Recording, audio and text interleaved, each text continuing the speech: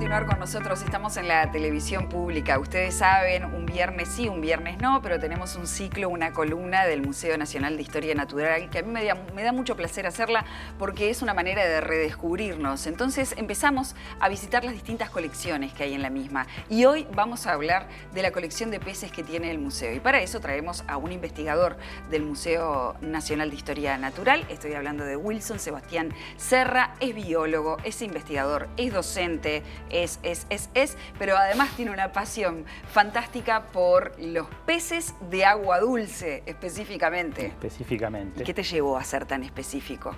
Y más que nada por una afinidad, primero geográfica. O sea, yo soy originario de Florida, entonces iba continuamente al río, a los arroyos, eso, y empecé a familiarizarme con lo que era todo el tipo de fauna de agua dulce. Principalmente peces, y descubrir de que habían animales que eran espectaculares, tipo de colores o lo que fuera. Y después fui decantando a lo largo del liceo y en la carrera, diciendo, bueno, voy a seguir esta línea. Si bien me interesan una cantidad de otras cosas, porque me gustan todos los bichos, dije, bueno, vamos a seguir esto como forma de profesionalización. Pero o sea, arrancaba por ese lado. Y lo primero que hiciste fue romper ese mito que tenemos los uruguayos de que los peces son como nosotros, medio grises.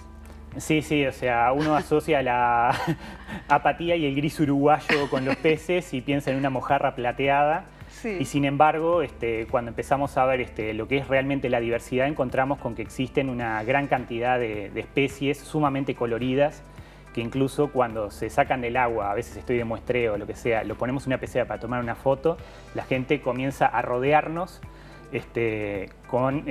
para ver justamente esos peces de color y nos preguntan, ¿eso de qué acuario es? Bueno, de hecho, ahí estamos viendo que una austrolevia. Antes, cuando yo empecé a ver un poco el mundo de los peces, se llamaban sinolevias. Después ustedes, los científicos, tienen unas ganas bárbaras de enloquecernos a los que poco sabemos y le cambian los nombres, pero como la nomenclatura de las calles, ¿qué hacen? Contame de este bichito que tiene una particular forma de vivir y de reproducirse. Sí, o sea, las austrolevias y una cantidad de otros peces en su momento fueron conocidos como sinolevias, que se consideran para todo el continente sudamericano. Y después en sucesivos estudios en la década de los 90 y principios de los 2000 se vio que en realidad era una cantidad de pequeños grupos distribuidos por todo el continente. Que al principio, cuando los veías todos mezclados, no te dabas cuenta que eran cosas distintas, y en el momento que se ordenaron, decías, ahora tiene sentido de que esto es una cosa, esto es otra, esta es otra, y entonces fue ahí que empiezan a cambiar los nombres. Y ahí sí encontramos una diversidad de colores, las formas más o menos parecidas. Exactamente. Entonces, por ejemplo, las austrolevias tienen una distribución que abarca principalmente el sur de Brasil, norte de Argentina, Uruguay, Paraguay y Bolivia. Yo he encontrado huevos de austrolevia en la pisada de un caballo, por ejemplo. Sí. Contame cómo es ese asunto. O sea, a veces lo que pasa es que están en los humedales, digamos, en los que cumplen un ciclo de que por momentos están secos, por momentos se llenan de agua, y ellos dependen de ese ciclo. Pero a veces cuando se está secando y retrocediendo el humedal, en esa fase más seca del ciclo, quedan atrapadas dentro de los pozos, principalmente huellas de ganado, lo que sea. Entonces a veces estás, digamos, a 20 metros del charco, metes la mano en una huella y puedes sacar peces anuales. Claro, porque además, contanos un poquitito. Tengo entendido, corregime, que el pececito está ahí nadando, pone su huevito, se seca el humedal y ese huevo queda ahí latente. Sí, o sea, hasta la próxima lluvia, ¿cómo es? Dependen justamente para desarrollarse huevo, tienen una estrategia que es eso, necesitan de que se seque. Hasta que el charco no se seca, el huevo prácticamente no avanza en el desarrollo. Ajá. Entonces, por eso, son peces que son casi exclusivos de esos humedales, y lo cual lleva a los problemas de conservación que tienen. Porque son justamente los lugares que se drenan para hacer después campos y pastizales, o que se inundan para hacer arrozales. Entonces, o por el exceso de secado o por el exceso de agua, ellos no pueden cerrar el ciclo. Mientras ese ciclo continúa, es eso, o sea, se desarrollan muy rápidamente, ponen los huevos en el fondo del charco. Después esos huevos se desarrollan cuando pasa la etapa seca, y el año siguiente, desde abajo del barro, cuando llega la lluvia, vuelven a salir y comenzar el ciclo otra vez. Y estamos hablando, Sebastián, de un pez muy chiquito que tiene como unos 2 centímetros, 3 centímetros. 3-4 centímetros la mayoría de las especies, hay algunas más grandes, pero la mayoría de este grupo son bastante chiquititos y todos bastante coloridos. Una investigación de la Facultad de Ciencias determinó que había microplásticos, de hecho, en el estómago de estos pequeños pececitos, así que la gravedad del problema, como que la austrolebia contribuye a mostrar la gravedad del problema, ¿no? De los microplásticos. Sí, justamente, tengo compañeros que trabajan en toda la temática de microplásticos y están viendo que justamente está en todo. O sea, revisaron contenido estomacal de las austrolebias para ver qué era lo que estaban comiendo y se encontraron con microplásticos. Es muy fuerte. Sí, no se esperaba. Claro. Bueno, este es uno, o varios, dentro de las austrolebias. Pero tenemos una diversidad que quiero que me cuentes, una diversidad de peces de agua dulce en nuestros ríos, arroyos, lagunas, que es realmente vastísima. Sí, por eso, a pesar de que el mito popular dice que tenemos mojarras, tarariras y algún bagre, en realidad la diversidad que tenemos de peces es bastante importante. Sumamente coloridos realmente, algunos que incluso hacen excursiones desde otras partes del planeta para venir a verlos. O sea, es toda una cuestión turística. ¿Por ejemplo? Por ejemplo, algunos de los que se están viendo justo ahora en pantalla. ¿Cuál es ese? Ese, por ejemplo, le llaman maripositas, que es un bicho bastante común incluso acá en Montevideo. Ah, mira. O sea, no es que estén lejos, sino que simplemente tenemos que estarlos buscando. Esa, por ejemplo, es una especie que se escribió hace 3 años y la encontramos hasta en el Parque Rodó. Era nueva, Gymnogeophagus, terra púrpura, castañeta o chanchita, o tiene otros nombres dependiendo del lugar. La castañeta de colores que el nene saca con la lombricita. Exacto, y que resultó que era una especie nueva. Científicamente no se la conocía. Y estaba hasta acá en el Parque Rodó. ¿Y esta?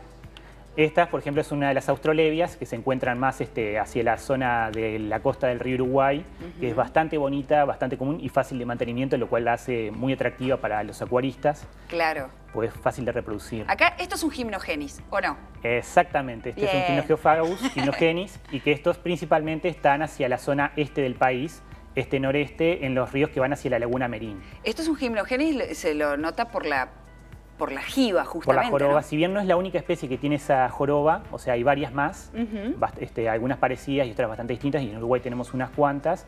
Esta es una especialmente colorida. ¿Y qué hace? ¿Qué función cumple esa jiba? Se supone que es una cuestión de dimorfismo sexual y como, digamos, como las plumas de un pavo real puede tener para atraer hembras o para marcar territorios o lo que sea, estos animales lo utilizan en la comunicación entre individuos. Mira. Porque sobre todo las desarrollan en esta época del año, así, digamos, primavera-verano, y luego medio como que la pierden durante el invierno. Ah, no la tienen todo el año. Todo el año no. Mira qué interesante. O sea, la desarrollan bastante rápido en esta época del año. Bueno, y ustedes han encontrado esas especies nuevas que se han clasificado aquí en Uruguay, lo que también para un investigador es realmente una alegría y un mojón importante, ¿no? Sí, en el momento que nos damos cuenta que decimos, tenemos algo nuevo, emociona. Emociona porque además eso, bueno, se audita a nivel internacional, es decir, hay otros científicos e investigadores determinando que sí, que efectivamente es un descubrimiento nuevo. Exactamente. Un descubrimiento. Entonces, o sea, a veces el descubrimiento, el momento en que encontraste el animal, puede haber sido hace décadas. O sea, incluso se estima que hay un desfasaje como de 20 años entre que encontraste el animal y le lográs poner nombre. Pero a veces son bastante evidentes estos animales. Y bueno, en los últimos 2 años, por ejemplo, ahí tenemos una especie que se describió en colaboración con investigadores de Brasil. Sí. Que es principalmente del río Arapey, o sea, es casi exclusiva del río Arapey y del Daimán. Bastante bonita. ¿Cómo se llama esa? También Gymnogeophagus, pero Pelioquelinion, que sería algo como de labios azules y negros. ¿Y que tiene esa especie de ojo entre los colores de sus escamas? Sí, o sea... ¿Qué es eso? ¿Es una técnica de supervivencia? La verdad no he leído tanto acerca de cuál es el motivo exacto de esa mancha, pero digo, en los peces de este estilo es bastante frecuente encontrarlos. A veces en algunos, por ejemplo, cuando se encuentran en la cola, se dice que puede tener una cuestión que ver con, justamente, si viene un depredador que ataque hacia ese punto pensando que es un ojo y no hacia la cabeza, dándole chances de escape. Claro. Y Sebastián, mucho se habla en el imaginario popular de la temporada de pirañas o de los candirús. A ver si tenemos una foto de las pirañas y de los candirús para hablar sobre concreto. Son las fotos 11 y 12. Ahí tenemos la piraña. Bueno, ahí tenemos una de las pirañas de las más comunes que hay en Uruguay, que la gente, la mayoría, no sabe o lo tiene muy poco presente. Las asociamos con el Amazonas. Con el Amazonas, incluso aparecen a veces noticias en redes sociales de panos, invaden peces de Amazonas o lo que sea. Y sin embargo son animales que son bastante comunes en prácticamente todo el río Uruguay y la costa casi hasta Montevideo, Canelones, pero son sumamente tranquilos. O sea, la mayor parte de la gente no sabe que existen justamente porque son animales tranquilos a pesar de la fama que tienen. O sea, la piraña asesina, hasta donde se conoce, solamente existe en los videos de Hollywood. Y es asesina de otros peces, en todo caso. O sea, es carroñera, Claro. es carroñera, si hay peces enfermos o lo que sea, se los comen, u otros animales. Incluso estudios que se han hecho en Brasil dice que los casos que se pensaba que era de ataques a humanos y comían humanos, en realidad era porque la persona antes se había ahogado. O tuvo un infarto, o tuvo un accidente, cayó al agua y entonces ahí es cuando estos animales atacaban.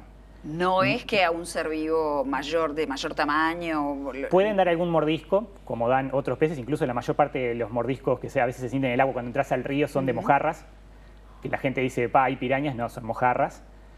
Pero son animales bastante tranquilos. Si bien pues llega la época de verano, baja el nivel del río, Claro. Hace calor, los bichos están alterados y encerrados en lagunitas chiquitas y ahí aumentamos las chances de accidente, pero si no, en condiciones normales, en condiciones normales nunca nos habría que enteramos. perder el miedo a bañarse en cualquier arroyo, laguna. Exacto, no te enterás de que están ahí. Bien. O sea, son animales bastante tímidos. Y los candirús ya, que es un bichito más larguito, ¿ya también tienen un imaginario popular o no? ¿O es verdad sí, que se meten en los orificios genitales?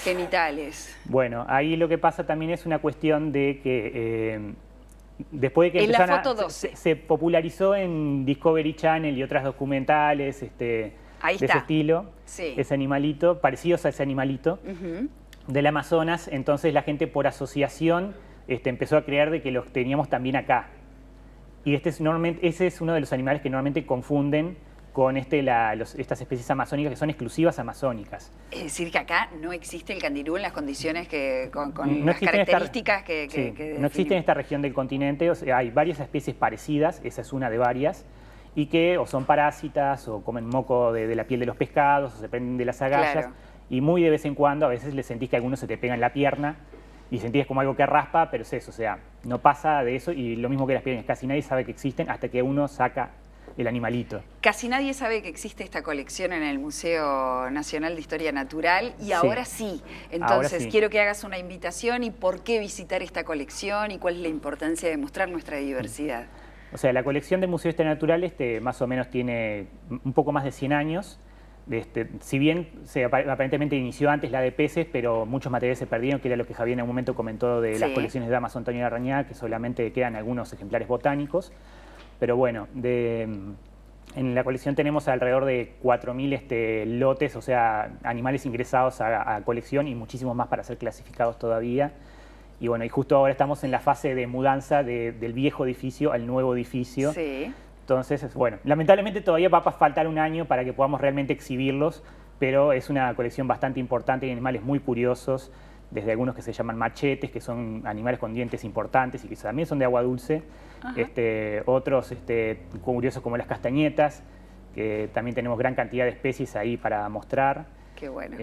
Y esperemos cuanto antes poder realmente hacer una exposición para que se luzca realmente el patrimonio del Donde también museo. la parte de etología y comportamiento animal y de cómo viven, yo que sé, los cíclidos tienen una cosa muy interesante también desde el punto de vista de su reproducción y eso. Si bien por ahora las líneas principales que tenemos es en lo que tiene que ver con diversidad, bueno, las colecciones biológicas como esta normalmente suelen ser el puntapié inicial para luego ir desarrollando todas las otras investigaciones. O sea, primero saber qué es lo que tenemos para después empezar a hacernos preguntas sobre ese animal o vegetal o organismo en concreto. Bueno, te invito un día a hablar específicamente de los cíclidos, que me encanta esa cosa que tienen, que son monógamos, que cuidan a sus bebés en la boca, que son tenemos los de hombres. Todo, tenemos de todo. Hablemos de eso. Después lo dejamos para la pillos siguiente. también. Javier, un placer recibirte, y un gusto hablar contigo. Nos vamos ya con Sole.